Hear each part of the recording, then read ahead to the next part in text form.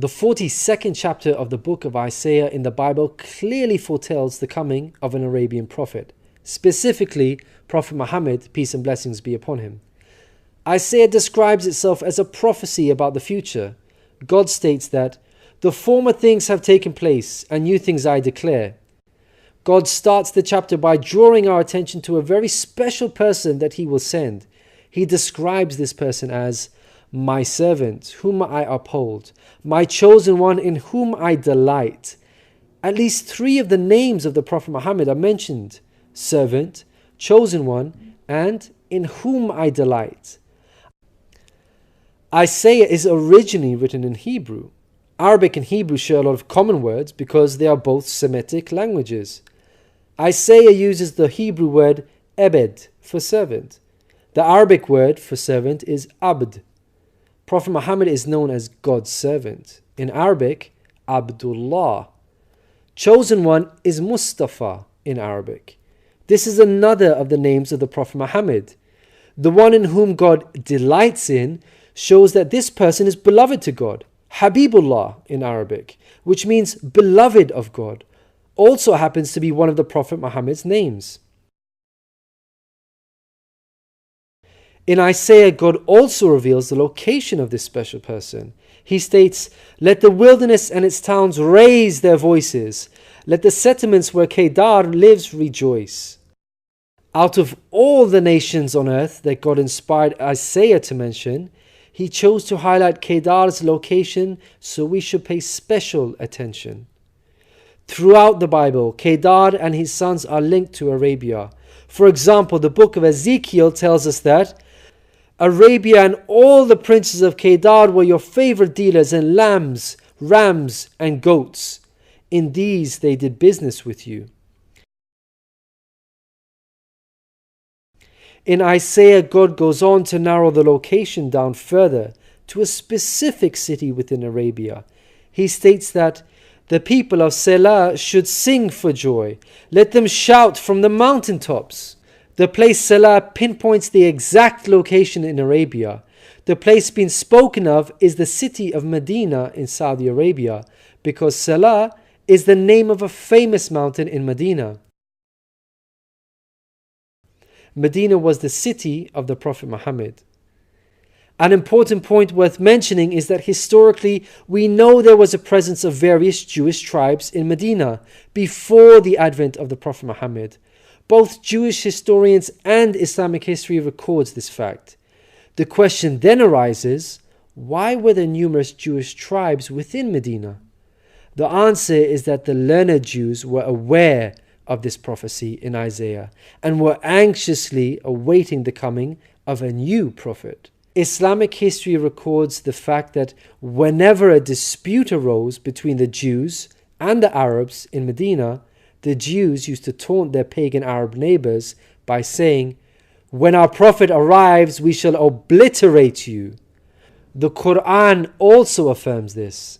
God says, "Is it not a sign to them that the learned men of the children of Israel knew it as true?" In Isaiah, God informs us that the special person will bring something new. Mankind is told that we will sing to the Lord a new song, His praise from the ends of the earth. The statement "a new song" means a new law, a new way of worship. This is exactly what Islam represents. The emphasis on the new song here is singing the praise of God all over the earth. The Quran opens with the statement, "Praise be to God, Lord of the worlds," and is recited by Muslims all over the world during prayers every day. The new song cannot refer to Jesus because he did not bring about anything new.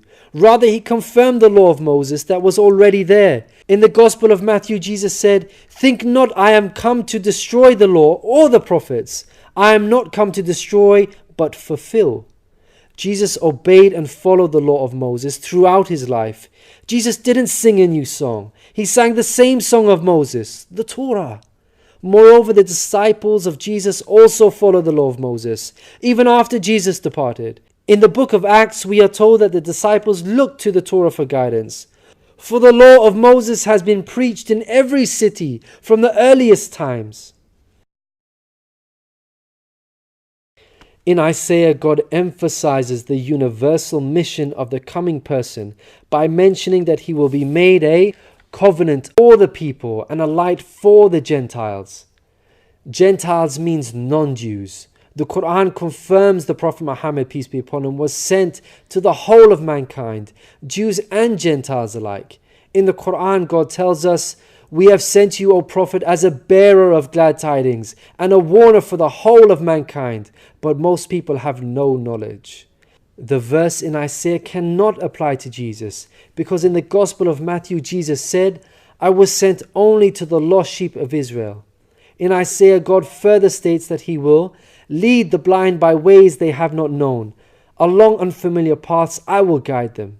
The pagan Arabs at the time of the Prophet Muhammad fit this description perfectly, because they had not been sent a messenger prior to Muhammad.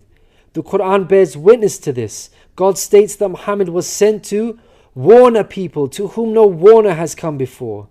The verse in Isaiah cannot apply to Jesus, because his people, the Israelites, had already received a multitude of prophets from God.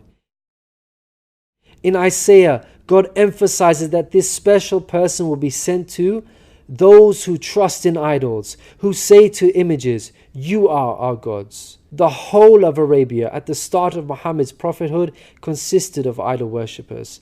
Again, this cannot be a reference to Jesus, because his people, the Israelites, were monotheists and not idol worshippers. Moreover, Jesus explicitly told his disciples to stay away from the idol worshipping Gentiles, the exact opposite of what God prophesied in Isaiah. The Gospel of Matthew tells us that these 12 Jesus sent out with the following instructions: "Do not go among the Gentiles." In Isaiah, God states that this special person will be a warrior and will go forth as a mighty man. He shall stir up jealousy like a man of war. He shall cry, yea, roar. He shall prevail against his enemies. Throughout history, God has dealt sternly with those who are sent guidance and persist in disbelief. Prophet Muhammad, peace be upon him, had to engage in many battles with the idol-worshipping enemies of God and ultimately prevailed against them. By comparison, Jesus did not triumph over his enemies. According to Christians, he was crucified by them. Moreover, Jesus wasn't interested in fighting. He was not a man of war. He was a pacifist, according to the Bible.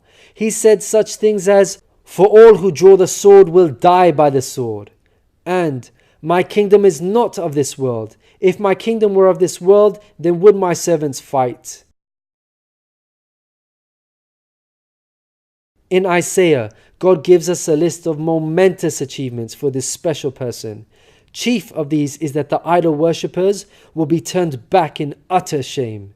Not only did the Prophet Muhammad conquer Mecca, the pagan capital of Arabia, but by the end of his life, in just 23 short years of prophethood, Arabia had shunned idol worship and now worshipped the one true God of Abraham. This cannot apply to Jesus, as it was Christians themselves who were humiliated and greatly ashamed for hundreds of years after Jesus. They were persecuted at the hands of the Roman Empire, who were idol worshippers. They executed some of the apostles of Jesus, such as Peter and Paul. Christians were tortured and even fed to the lions. Finally, Isaiah closes with an admonishment from God. "Hear, you deaf. Look, you blind, and see. You have seen many things, but you pay no attention. Your ears are open, but you do not listen. Which of you will listen to this or pay close attention in time to come?" It seems clear that the deaf and blind God is talking about in this verse are those who reject Prophet Muhammad, peace be upon him. Who among you will heed God by acknowledging him? Who will listen and pay close attention in time to come? الذين يتبعون الرسول النبي الأمي الذي يجدونه مكتوبا عندهم في التوراة والإنجيل يأمرهم بالمعروف